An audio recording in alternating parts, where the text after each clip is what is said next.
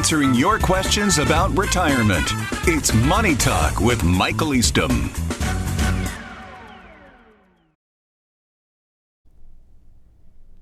I've done pretty well saving for retirement in 401ks for me and my wife. I'm 65, she's 64, and we have a combined $1 million or so. We're about to retire, and I'm not sure if I should just keep things the same or if I need to change things when we retire. I've been successful using the funds offered by employers, but things look a little different now. What are your thoughts? Well, this is a very standard question that I get asked quite often. As you approach retirement, are you appropriately allocated in order to accomplish the financial goals that you have? And I want to focus in on one word that you had in your question, and that is funds. Think about it. In your 401ks or your employer plans, the majority of the investment options are around mutual funds, exchange-traded funds, bond funds, all of which are fine when you're in the accumulation phase of life. In other words, buying stocks or positions and holding on to them when you don't need that money. Because even when the market goes down, then you can dollar cost average, meaning you can buy more shares when the stock price is down, and then ride that price all the way back up, meaning you'll have more shares, means more money, and it'll work very well for you in the accumulation phase. The problem comes when you're in the distribution phase. And if you still employ that same strategy, in other words, using mutual funds, exchange-traded funds, bond funds, well, guess what? If you need income from those accounts, then you need to sell shares in order to get that income.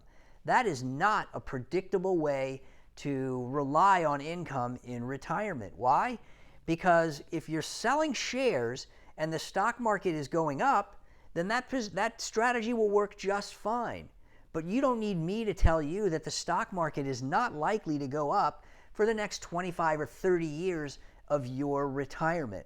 And so when the market goes down, then you have to sell more shares to get the same amount of income as when the market was up. And answer this question to yourself. When you have goals and things you want to do in retirement, do you only want to do those things when the stock market is up? Or do you want to do them when the stock market is down too? It's a rhetorical question because we all know the answer. You want to do them every single year with predictability.